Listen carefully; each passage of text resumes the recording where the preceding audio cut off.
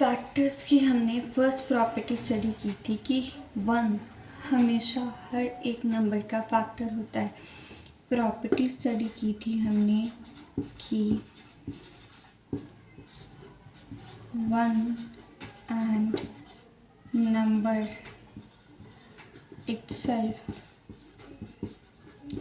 is always the factor। ये दो factor तो हमें पता है। फॉर एग्जांपल मैंने 48 के फैक्टर्स लिखने हैं। 0 से डिवीजन पॉसिबल नहीं होती। 1 हमेशा हर एक नंबर का फैक्टर होता है।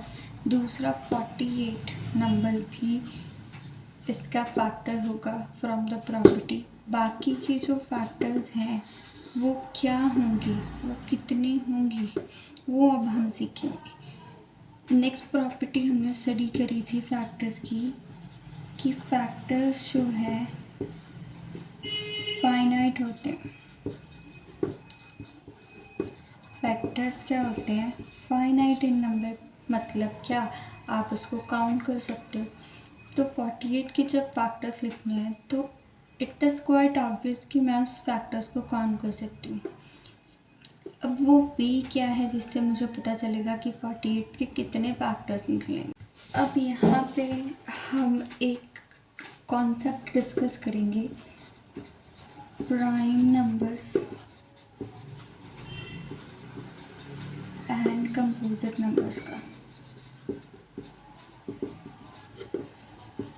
ये कॉन्सेप्ट डायरेक्टली फैक्टर्स के साथ डील करता है, इसलिए इसको हम एक बार डिस्कस करते हैं।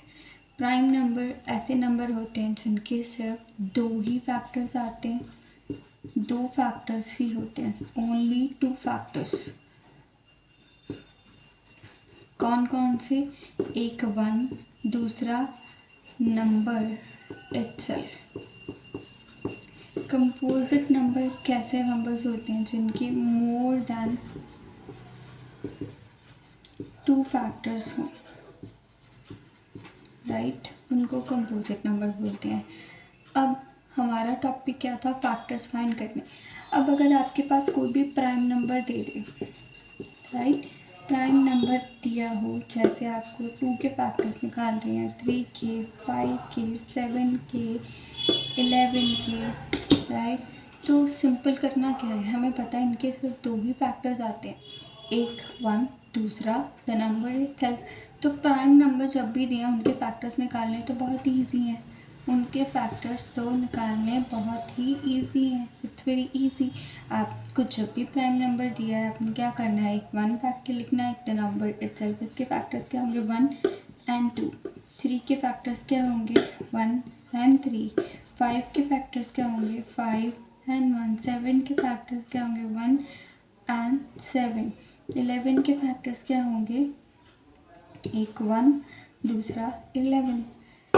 तो इनके फैक्टर्स तो मैं बहुत ही आराम से लिख दूँगी, बट जब बात आएगी कंपोजिट नंबर की तब फैक्टर्स कैसे लिखने हैं। जैसे हमारा 48 नंबर था, ये प्राइम नहीं है, ये कंपोजिट नंबर है, तो इसके फैक्टर्स निकालने हैं, कितने आएंगे हमें पता है, फाइनाइट आएंगे, कितने आएंगे।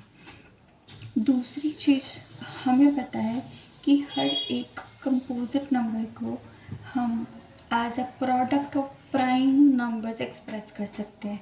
फॉर एग्जांपल मेरे पास 4 एक कंपोजिट नंबर है, इसको मैं एक्सप्रेस कर सकती हूँ as 2 multiply by 2 where 2 is prime, है ना।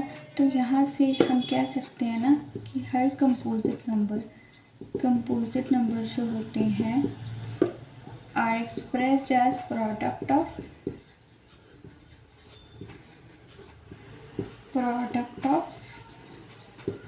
प्राइम।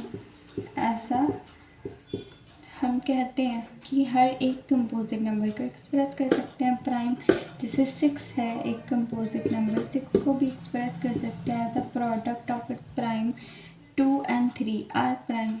तो ये चीज़ अब हम पढ़ क्यों रहे हैं, मतलब जब भी आपको कोई कंपोजिट नंबर के फैक्टर्स निकालने हैं, अब अगर उस कंपोजिट नंबर की आप प्राइम फैक्टराइजेशन कर लोगे, उससे आपको एक हेल्प मिल जाएगी। नंबर ऑफ फैक्टर्स फाइंड करने में, प्राइम फैक्टराइजेशन फाइंड करने, अगर हम उस कंपोजिट नंबर की 2 1 6